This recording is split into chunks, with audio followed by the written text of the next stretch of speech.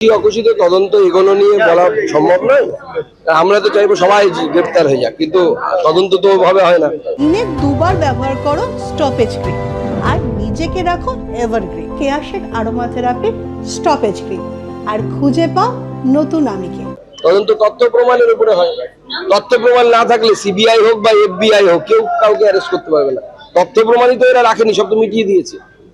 সেই জন্য তো আমরা খুব চিন্তিত, আদৌ আসল অপরাধীরা ধরা পড়বে কিনা। তথ্য প্রমাণ না থাকলে তো সিবিআই কি করবে, কিছু করার নেই। যে এলাকায় ক্রাইম হয়েছে সেখানে যদি 1000 জন যদি পা মারিয়ে দেয়, ফুটপ্রিন্ট পাওয়া যায়, জুতোর ছাপ যদি 1000 জনের পাওয়া যায়, সেখানে আর তথ্য প্রমাণ কিছু থাকে? 4 ডিগ্রি সেন্টিগ্রেডে সিমেন্ট পেসিমেন্ট রক্ষা করার কথা ছিল, রাখেনি, কোনো কিছু তো করেনি।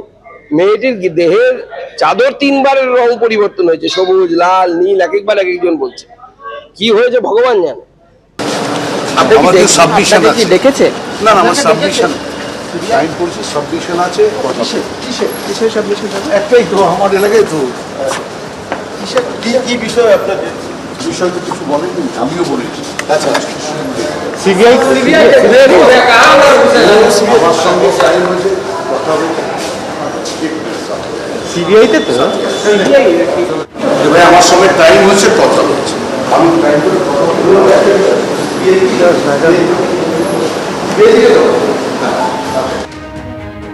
আমাদের প্রতিনিধি প্রকাশ সিনহা এই মুহূর্তে সরাসরি রয়েছেন আমাদের সঙ্গে। প্রকাশ, যেদিন ঘটনা ঘটেছিল অর্থাৎ 9 তারিখ, সেদিন এই নির্মল ঘোষকে হাসপাতালে একাধিকবার দেখা যায়, সন্দীপ ঘোষের সঙ্গে কথা বলতে দেখা যায়, এমনকি শ্মশানেও তাকে দেখা গিয়েছিল। সেই পানিহাটির তৃণমূল বিধায়ক আজ সিজিও কমপ্লেক্সে।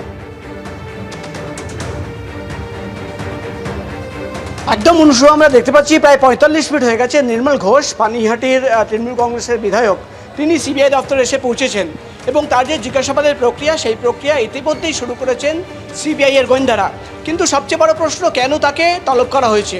সিবিআই সূত্রের খবর, এতদিন ধরে তদন্ত করে তারা কিন্তু একাধিক সাক্ষীদের বয়ান, এমন কি কিছু ফুটেজ রয়েছে যেখানে দেখা যাচ্ছে যে নির্মল ঘোষ সেদিন কিন্তু হাসপাতালে ছিলেন, এই দাবি কিন্তু সিবিআই তরফে করা হচ্ছে। এবং তারা এটাও তদন্ত করতে জানতে পেরেছেন যে নির্মল ঘোষ সেই মর্গের কাছাকাছি ঘোরাঘুরি করছিলেন। এমনকি একাধিক বয়ান রয়েছে যে নির্মল ঘোষ সেদিন কিন্তু সন্দীপ ঘোষের সঙ্গে একটি বৈঠক করেছিলেন এবং সৎকারের সময় যখন দেহ নিয়ে যাওয়া হয় সেখানেও কিন্তু তিনি অ্যাক্টিভ ছিলেন, সক্রিয় ছিলেন। অর্থাৎ পানিহাটির তৃণমূল কংগ্রেসের একজন বিধায়ক, তার এলাকা থেকে অনেকটা দূরে আরজিকর হাসপাতাল, সেখানে তিনি কেন গেছিলেন? তাহলে কি কেউ ডেকেছিল, নাকি কারোর নির্দেশ ছিল, নাকি তিনি সদিচ্ছায় সেখানে পৌঁছে গেছিলেন? এই প্রশ্ন করা হবে। পাশাপাশি তাকে জিজ্ঞেস করা হবে, যেটা সিবিআই সূত্রের খবর, যে সেখানে গিয়ে তিনি কাদের কাদের সঙ্গে দেখা করেছিলেন, কি কথা হয়েছিল তাদের সঙ্গে, এবং তিনি সেখানে গিয়ে কি দেখলেন। তুমি জানো, প্রথম দিনই কিন্তু দ্বিতীয়বার ময়নাতদন্তের একটা দাবি পরিবারের তরফে করা হয়েছিল। তাহলে কিন্তু তড়িঘড়ি কেন সেখান থেকে দেহ বার করা হলো? একাধিক তথ্য রয়েছে, একাধিক প্রশ্ন রয়েছে, যেটা সামনে রেখে কিন্তু ইতিমধ্যেই পানিহাটি তৃণমূল কংগ্রেসের বিধায়ক নির্মল ঘোষকে জিজ্ঞাসাবাদ করা হচ্ছে, তার বয়ান রেকর্ড করা হচ্ছে।